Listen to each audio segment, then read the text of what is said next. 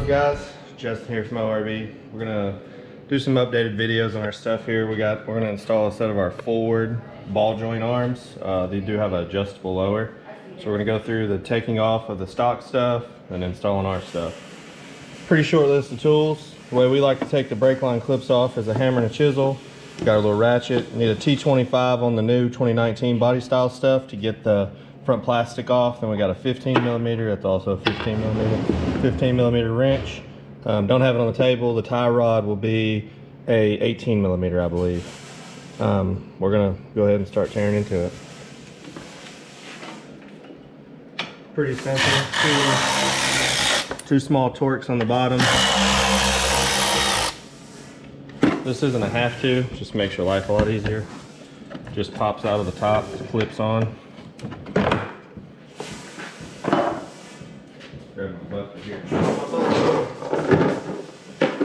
Alright, so once you get that off, the next thing will be taking and removing the brake line. Like I said, we literally just use a chisel, knock these pop rivets off. This one's the hardest one to get to, obviously. May not be able to do it with this chisel. This one's easy.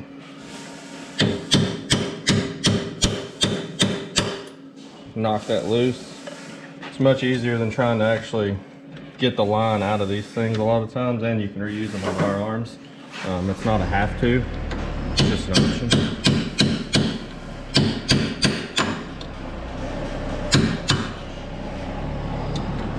Sometimes it can be a little bit of a pain, especially when you're trying to avoid the camera.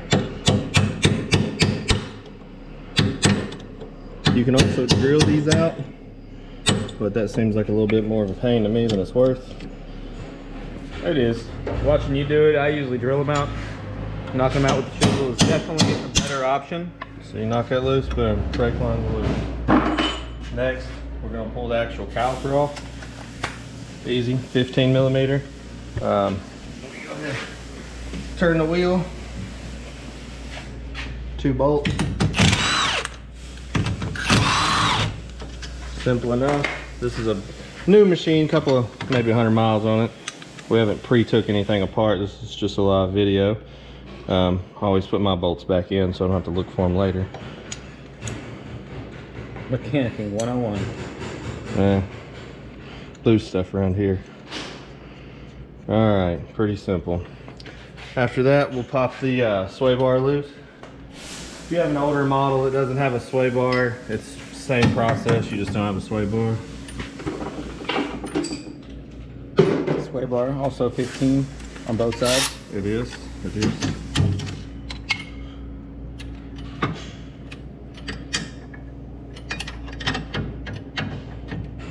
Could have just got an extension, might have been a little easier taking this off the manual way.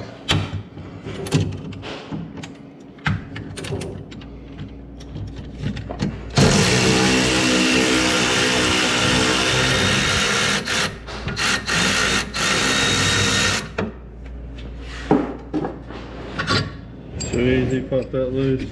Same process. Nobody likes looking for bolts.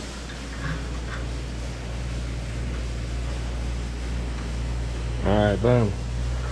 Next thing we're gonna do, we're gonna pop the lower A arm off. This isn't the order you have to go in, this is just the order I go in. Also, 15mm both sides, pinch bolt. Got the wheel turned too much, can't get in there.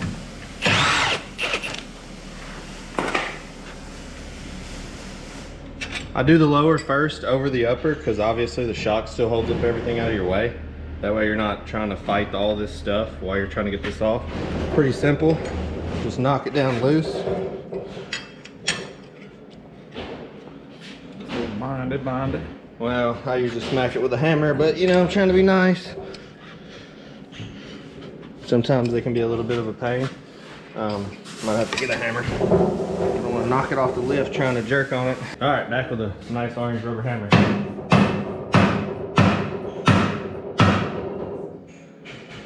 This one ain't want to come out.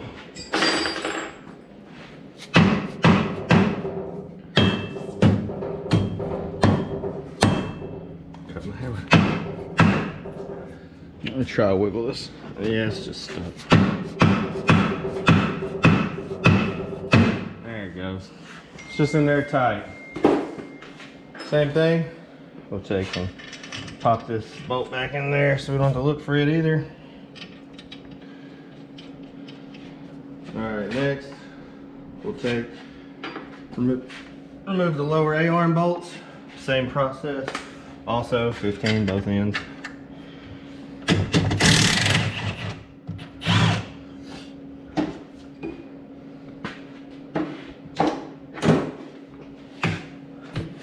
So You're good?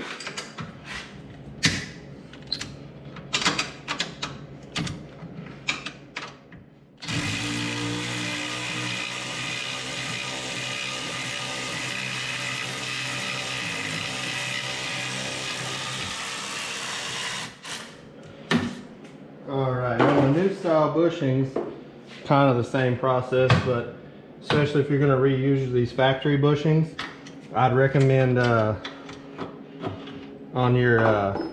on pulling this out, actually taking and putting the bolt back in the A-arm. I'd put the bolt back in the A-arm just so the fact that you don't lose all these things just pop right out right here. See, if you just set it on the floor, boom, falls out, you lost it, then here you are buying one. Or just looking for it, wasting your time. We'll keep things together. We offer arms that use these factory bushings, and we also offer arms that use a different style bushing. We have both. Set that out of the way. Next thing, we're going through removing the upper A-arm. So first thing we're going to do is take this shock off, get it up out of the way, and then after do that, we'll remove the A-arm. Also convenient is a 15, both sides. It's like Oprah in here. Everything get 15. Yep. Alright, another little trick here. We'll let that down. Convenient. Once again, put the bolt in there. These spacers will just fall out. Another thing to look for. Alright, so you could remove the whole shock. It's kind of a pain to get up in there and take the top bolts out because it's such tight. So if you got a bungee cord or a small rope, like this one here, that's what we do. We just tie the shock up, get it out of the way. It's all in a knot. Just hook it up here in the frame. Pretty simple. Grab this little thing, grab it around so it can't fall and smack me in the head. Pull it up out of the way. Boom. Alright, so after that, similar process. You can just let all this stuff hang by the axle as long as you don't get crazy with it. It's not going to hurt it or come apart. We'll take the knuckle off right here, and then we'll remove the upper A-arm. Also, upper knuckle bolt, 15.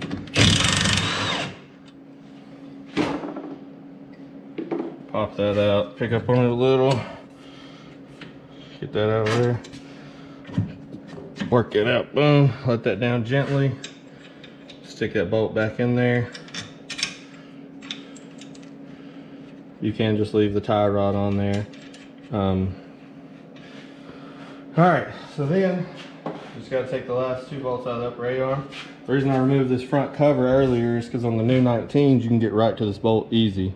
On the older body style it's a little more difficult because you got to be behind the plastic, but it's pretty similar. Alright, yep, so you got the one in the front. Go ahead, pull the bolt out of that, drop the washer. Set that bolt over here. Grab a little ratchet, because this one's a little bit of a pain to get to. Sometimes these can be extremely tight. Also going to get extended to that. That definitely is one of the toughest bolts to get out of the suspension, for sure. Well, on the upper. Sometimes it's a little extremely tight too. Yeah.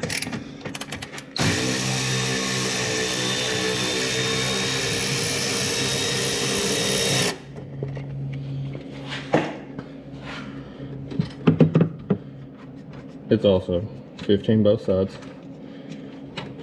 Pop that bolt out. Sometimes we'll see here, I got the wheel turned from, I got it out. Sometimes you might have to turn the wheel one way or the other, depending on how you got the steering wheel turned when you pop it out. And then pull that out, and this side's pulled apart once again. bolts in your A-arms so you don't lose any of the bushings. And that side's complete.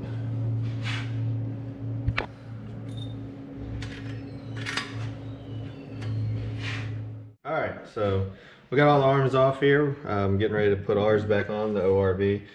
Just show a little comparison to the stock, the difference between the girth and, you know, obviously this is some thin wall 1 inch, this is good old 1.25 inch. This 120 wall, this bent tube's actually quarter wall, so it's the real beef.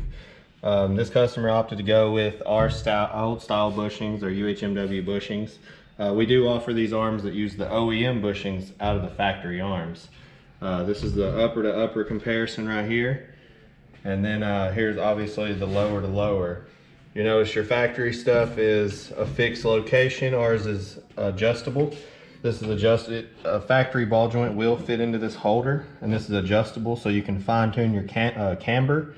It's common for a lot of guys with lifts, or say they just, you know, running some tender springs or something, they get their machine riding a little higher, then they get issues with their camber being off. So we make our forward arms, because most people run forward arms to go with bigger tires or portals, and we make them adjustable on the lower so that you can dial in that camber.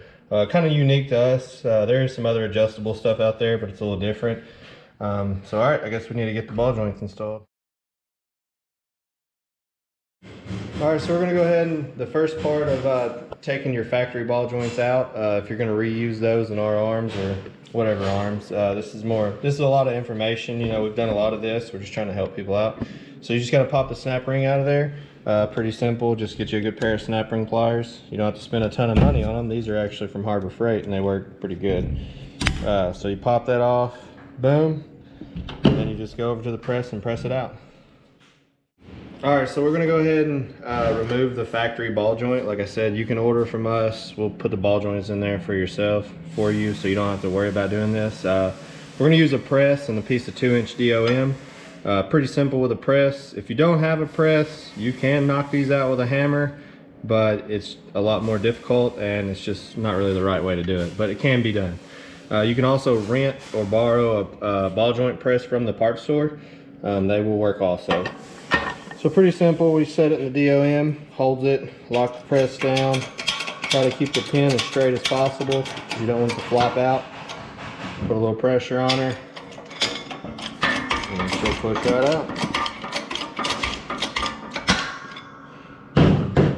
That's simple. That easy. And the 2-inch DOM allows it actually to fit through there. So it works out pretty good. Don't damage much. Pretty simple process.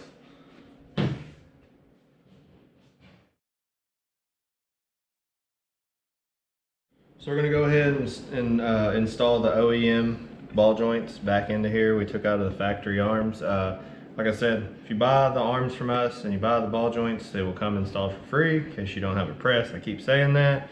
It's just good information and it helps a lot of people out because the press can be hard to come by. So we're going to go ahead and put this OEM in there.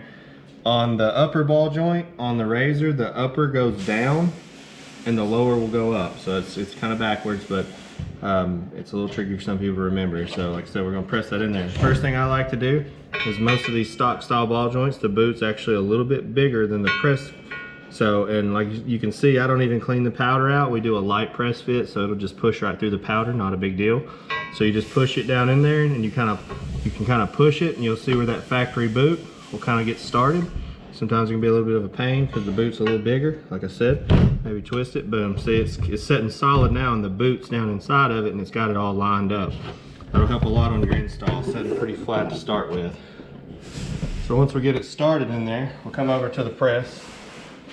You know, like I said, we use a piece of DOM, works out perfect for this. Because when you're pressing these in there, you want to make sure you got pressure all the way around. You don't want to just hit back here or just hit up here because you can bend this plate or get it going in there crooked. So like I said, we'll get it started rough like that. It's pretty flat. You can look at it, visually see that it's the same gap all the way around. It means we're starting in there pretty straight. Put it in our piece of DOM because the DOM can hit all the way around. Get it on there. Get the press coming down. Hopefully I don't run out of press length. Get this pretty centered up underneath it.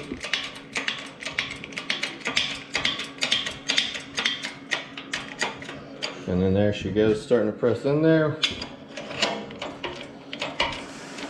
light press. See, I could probably do this with my finger, but it would hurt my finger after doing it for a little while.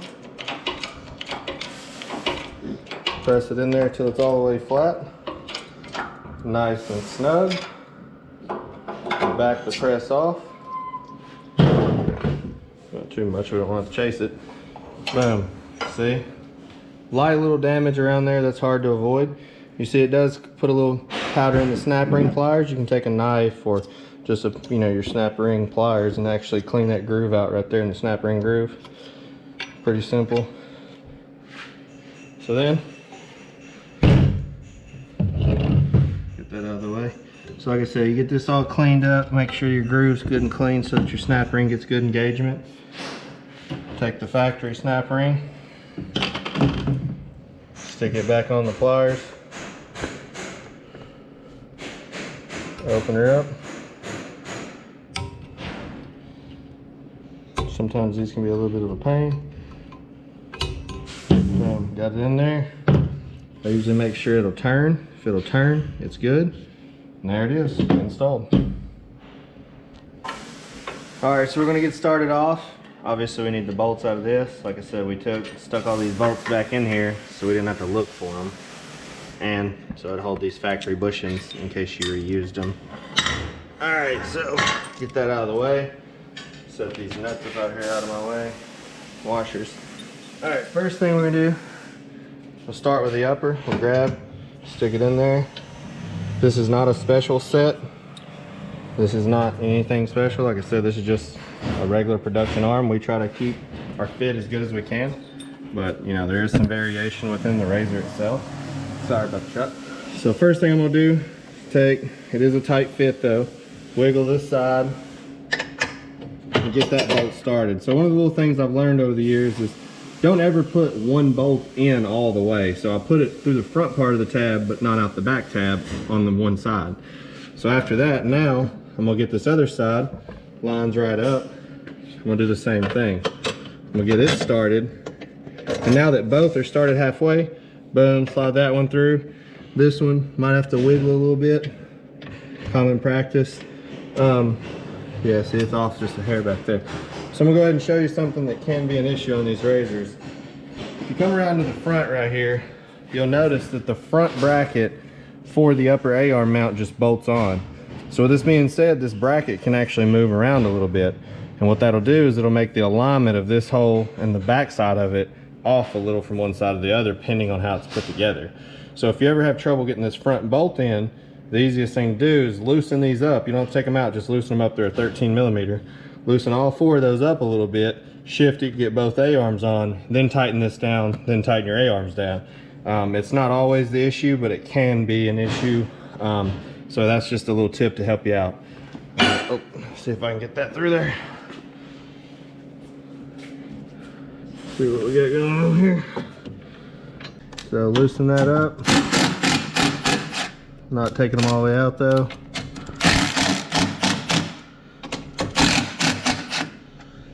That'll allow this arm to move around a little bit to help line all this up. Boom. Grab this back bolt.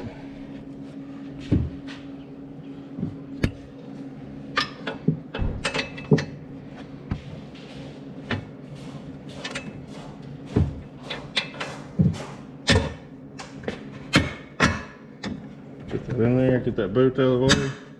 Yeah, there it is. Thread this one in the rest of the way.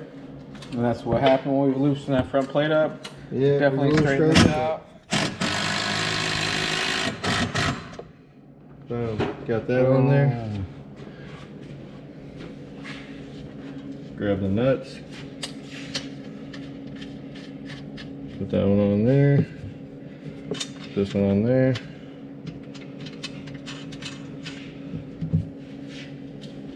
Grab a 15.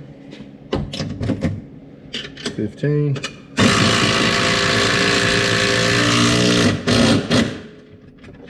Snug that down. Put this in here. Snug that down. And that's that. Alright, so next thing, we're gonna go ahead and put the shock back on the upper A-arm to hold everything as we put it together. We're gonna pull the shock loose. This brake line, on the Fords especially, it'll come around to in front of the shock tab right here. So when you're putting it all together, it's a good idea just to go ahead and kind of hang it off the front of the arm, so you're not trying to, you get all the way done, you got it tangled up in between here or something, and then you're taking it back apart or having to pull the brake line and bleed the brakes. So boom, put that on there. And who got time to bleed some brakes? Yeah, that's not fun. So pretty simple, mount the shock. That's another reason we go ahead and tighten the A-arm up, because the bushings are kind of tight. So when you go ahead and tighten the A-arm up, it'll hold it for you. Get that in there. Washer, nut.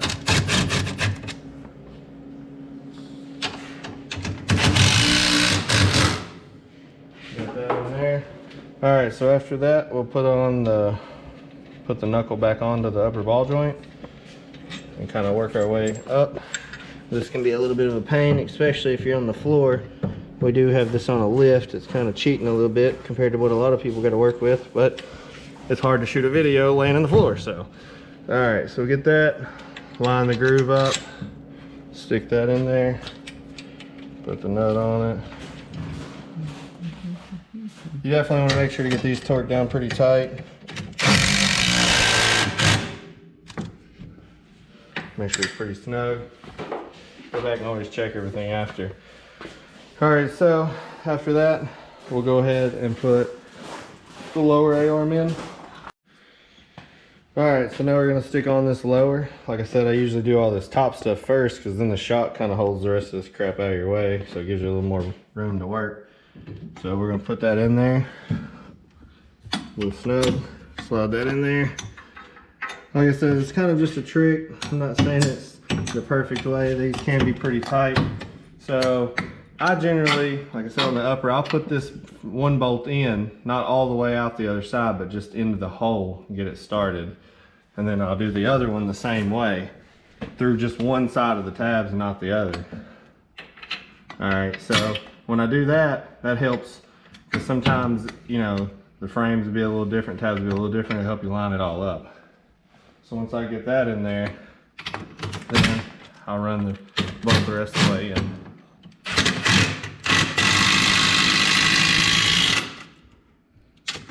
Bucket. Just a little trick that helps sometimes if they're not 100% perfectly lined up. They do make the holes a little big with a little slack in them, so you can run into. I'll have to pull that out. Nope, got it on there.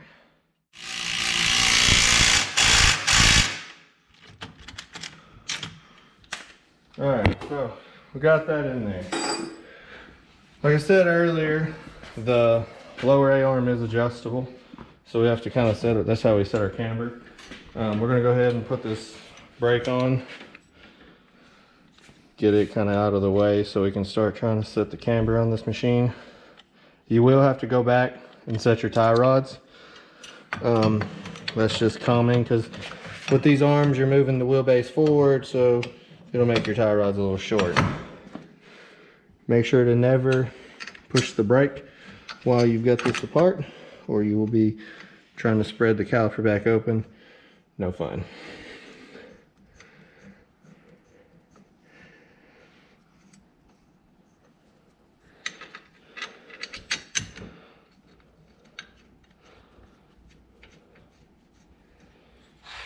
Got all that started. Grab the 15. Tighten it up.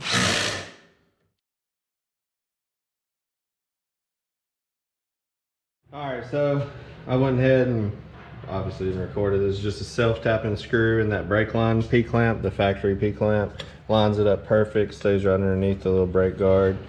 Runs right along the A-arm. You could always add another zip tie, or like I said, you could literally zip tie it right here if you didn't have a self-tapping screw, or run this brake line wherever.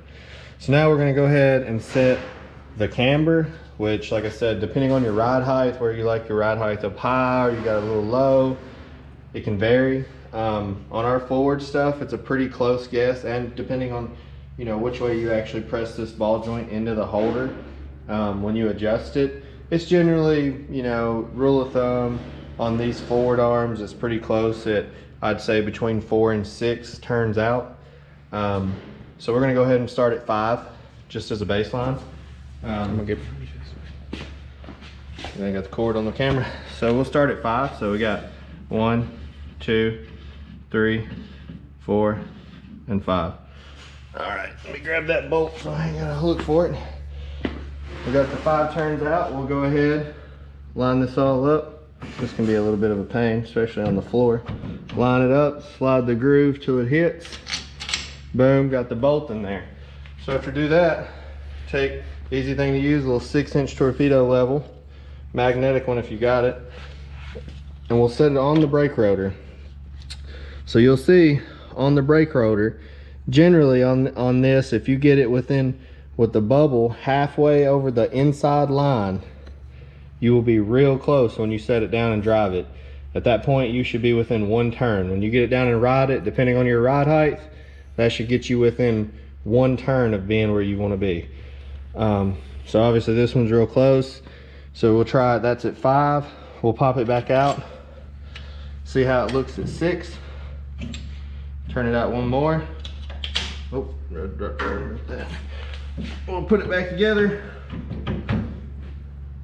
Make sure this system only works with the shock on. The shock needs to be on so you're at your normal full drop, not sitting on the ground. We'll stick it back on. See, I went the wrong way. Should be 4. So we'll try to go back into. Now, 1, 2, see what we think.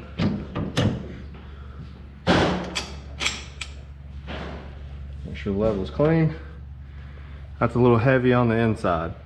See, so if you look, it's heavy one way and light the other.